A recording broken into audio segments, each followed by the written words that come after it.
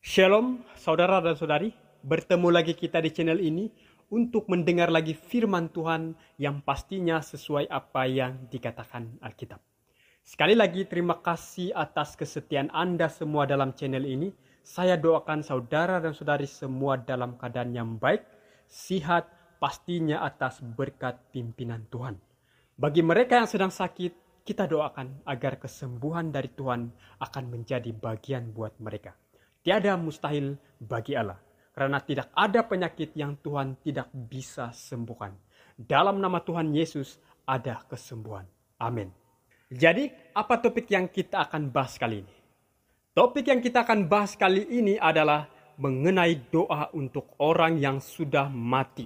Nah, apakah kita bisa mendoakan orang yang sudah mati? Dan apa kata Alkitab tentang doa untuk orang yang sudah mati? Apakah ini Alkitabiah? Oleh itu jangan kemana-mana, kita akan mengetahui pembahasannya. Yang pasti sesuai apa yang Alkitab katakan. Karena Alkitab merupakan standar pendidikan orang Kristen sebagai rujukan utama. Sebelum kita lanjut, di sini admin mau katakan bahwa pembahasan ini bukan bertujuan untuk menghakimi atau menentang agama lain. Tetapi pembahasan ini atas permintaan para pendengar yang ingin tahu. Dan yang pasti pembahasan ini sesuai apa yang dikatakan Alkitab. Apapun yang kita dengar, apapun yang kita anuti, apapun yang kita percaya, pertanyaannya, apakah itu atas dasar Alkitab? Jadi mari kita utamakan Alkitab, yaitu firman Tuhan.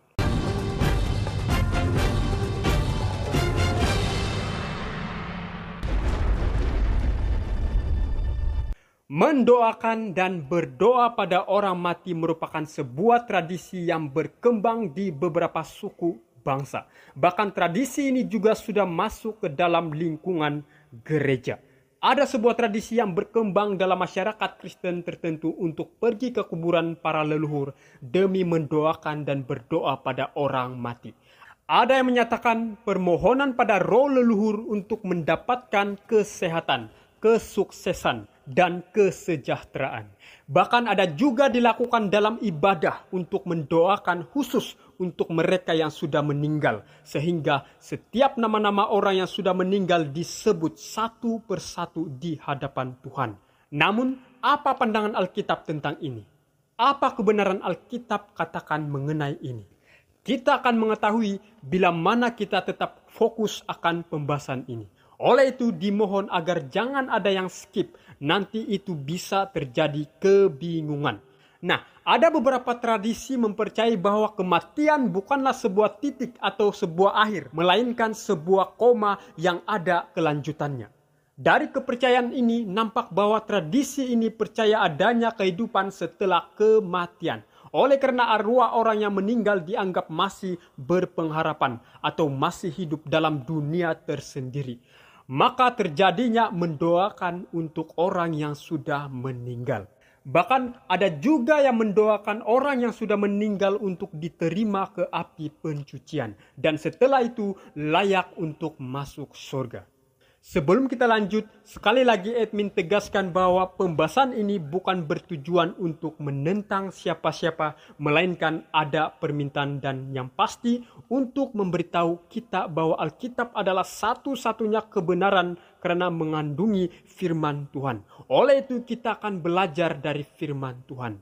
Saudara dan saudari, kematian adalah salah satu peristiwa alamiah sebagai manusia yang berdosa, yang sedang hidup di dunia ini. Kematian orang yang terdekat, sahabat, keluarga yang dikasihi akan meninggalkan duka yang sangat mendalam.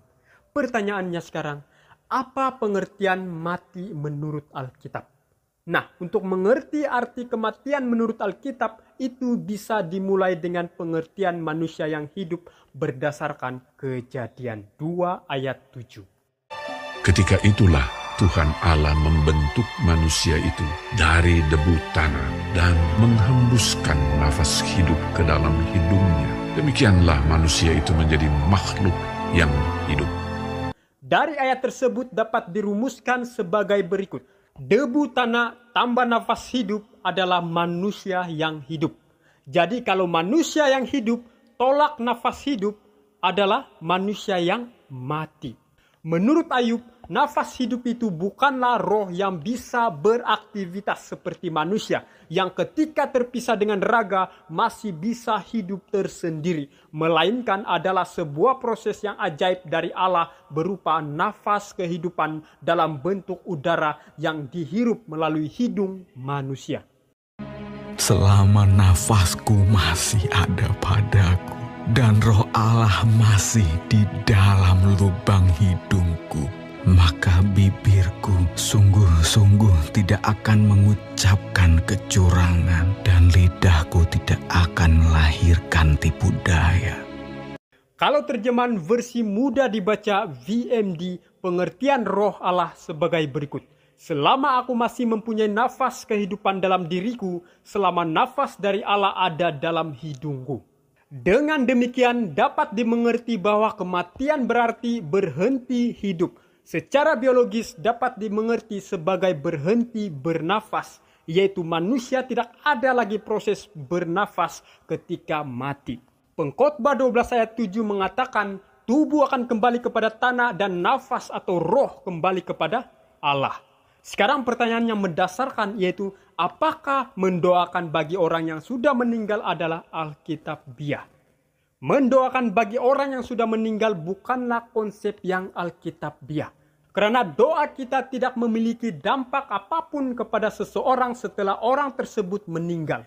Yang nyata adalah melalui kematian takdir orang tersebut dalam kekekalan akan ditentukan. Artinya, entah ia nanti akan dibangkitkan untuk hidup kekal atau dibangkitkan untuk dihukum oleh api neraka dan mati, yaitu kematian kedua, kematian kekal. Dan yang pasti penghakiman seseorang itu dinilai pada saat dia hidup. Sekali lagi penghakiman seseorang itu dinilai pada saat dia hidup. Dan ketika seseorang mati, maka lenyaplah segala kenangan dan tidak ada upah lagi bagi mereka. Dan mereka ada dalam kuburan untuk menanti kebangkitan nanti. Janganlah kamu heran akan hal itu, sebab saatnya akan tiba bahwa semua orang yang di dalam kuburan akan mendengar suaranya. Dan mereka yang telah berbuat baik akan keluar dan bangkit untuk hidup yang kekal. Tetapi mereka yang telah berbuat jahat akan bangkit untuk dihukum. Lalu, kenapa kita sebagai orang yang percaya Alkitab tidak wajar untuk berdoa bagi mereka yang telah meninggal? Sebelum kita jawab, di sini saya mau ajak kita melihat bahwa ada dua perbedaan di sini yang mungkin pengertian beberapa orang, yaitu mendoakan untuk si mati dan berdoa pada si mati. Mendoakan boleh jadi mendoakan kepada Tuhan untuk nama-nama yang sudah meninggal, agar dengan doa-doa tersebut Tuhan akan mendengar dan mereka yang sudah meninggal akan mendapat kesempatan beroleh pengampunan, beroleh penyucian, dan beroleh hidup kekal.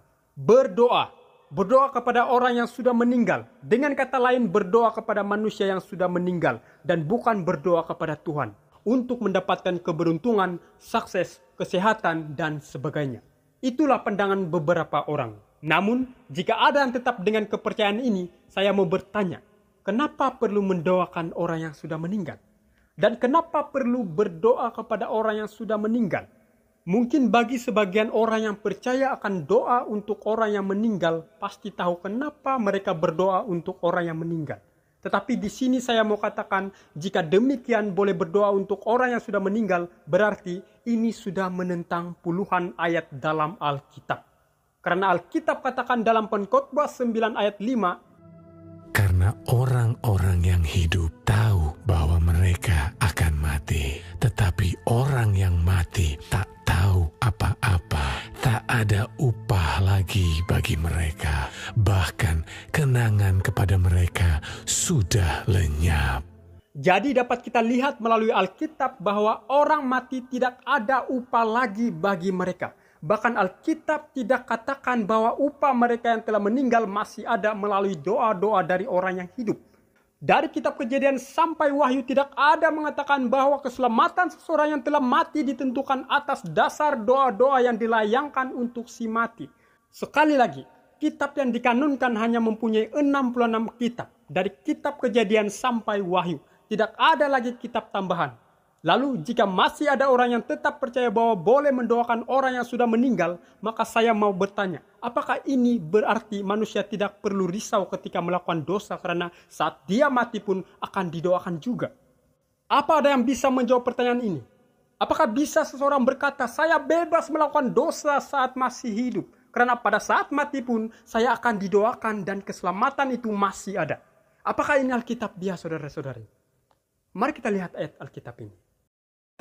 Apabila nyawanya melayang, ia kembali ke tanah. Pada hari itu juga lenyaplah maksud-maksudnya.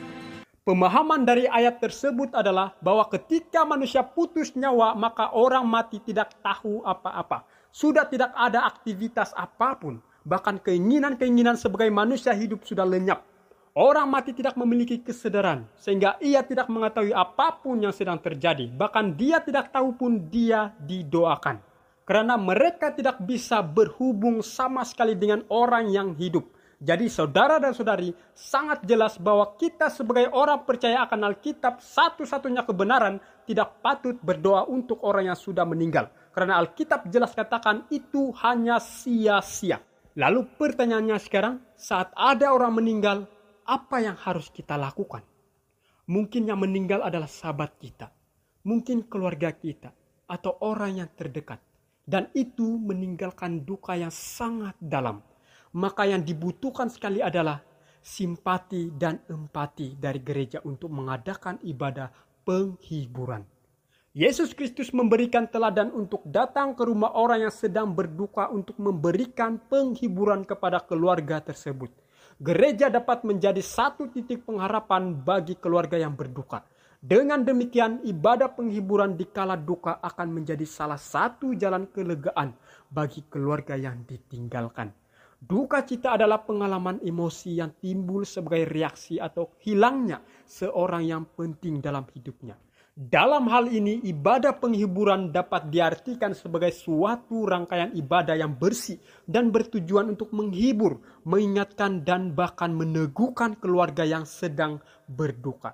Dengan begitu, ibadah penghiburan adalah ibadah untuk menguatkan iman bagi keluarga yang sedang berduka, bukan mendoakan orang yang telah mati. Jadi, dengan kata lain, saat ada orang meninggal, yang difokus adalah keluarga si mati yang ditinggalkan, dan bukan si mati. Baik doa maupun ibadah penghiburan itu hanya difokus kepada keluarga yang berduka, bukan si mati. Sekali lagi, penghiburan hanya ditujukan kepada keluarga yang berduka, bukan si mati. Terpujilah Allah, Bapa, Tuhan kita Yesus Kristus, Bapa yang penuh belas kasihan, dan Allah sumber segala penghiburan, yang menghibur kami dalam segala penderitaan kami, sehingga kami sanggup menghibur mereka yang berada dalam bermacam-macam penderitaan, dengan penghiburan yang kami terima sendiri dari Allah. Bertemu lagi kita di pelajaran berikutnya. Tuhan Yesus memberkati kita semua. Amin.